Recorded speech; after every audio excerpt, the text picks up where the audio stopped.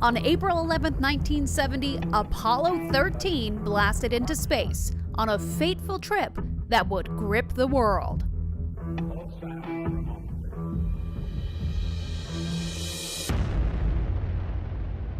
An explosion on the spacecraft would leave the 3 astronauts on board, headed for only the 3rd lunar landing, struggling for their very survival.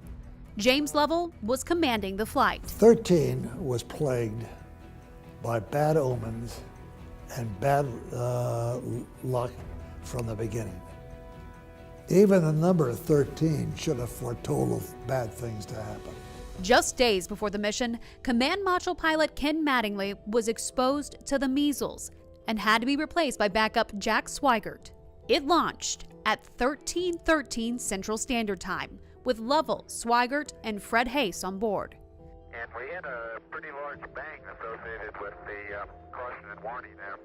And on April 13th, nearly 56 hours into the flight, the explosion occurred. Yeah, I didn't know what happened. I looked up at Fred Haise to see if he knew. He didn't know.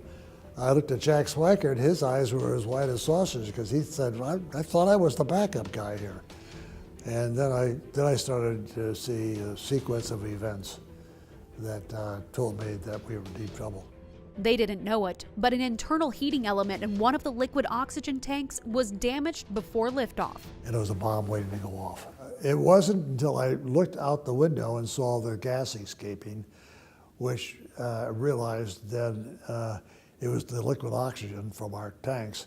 It was the last oxygen tank they had. They would soon run out of air. The command module was essentially a dead vehicle. No oxygen, no electricity. And they were 200,000 miles from Earth. At the moment, the astronauts are continuing to try to isolate their trouble. The late report says the spacecraft now is operating on battery power alone.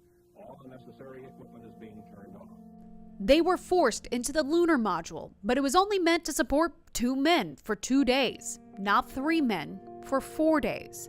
CO2 levels were rising to dangerous levels. There were canisters to remove it in the command module, but they weren't compatible with the ones in the lunar module. So Mission Control had to devise a way to make them fit. They did, using plastic bags, cardboard, and duct tape. That kept me alive. Duct tape kept me alive. The question now, how do they get back to Earth? They were on course to land on the moon. Now Commander Lovell had to course correct to slingshot around it and get back to Earth. And if they didn't get it just right? You would skip out like skipping a stone on water. And if you came in too steep, the sudden deceleration would make you just a fiery meteor. And we could have ended up as a permanent long elliptical orbit around the Earth, for decades or something like that if we had. And I thought I'd rather intercept the Earth in some manner rather than be a monument to the space program. Fortunately for them, the plan worked, and they splashed down in the Pacific. We looked at each other and said, we made it. We're here. We didn't think we were going to make it. Believe it or not, probably the best thing that could have happened to NASA was to have that accident on Apollo 13 at that time. People suddenly woke up and said, oh my gosh, they might not get back. And they started to follow it through, and it showed the capability that NASA had. For the commander who led the crew to safety, had Tom Hanks play him in a movie, and made the phrase, Houston, we have a problem, famous, something interesting. Actually, Apollo 8 was really the highlight of my space career. Even though Apollo 13 was the most exciting, for the very first time, we saw the Earth as it really is. You said we went to explore the moon, but we discovered the Earth. A small body, just blue and white, way out there.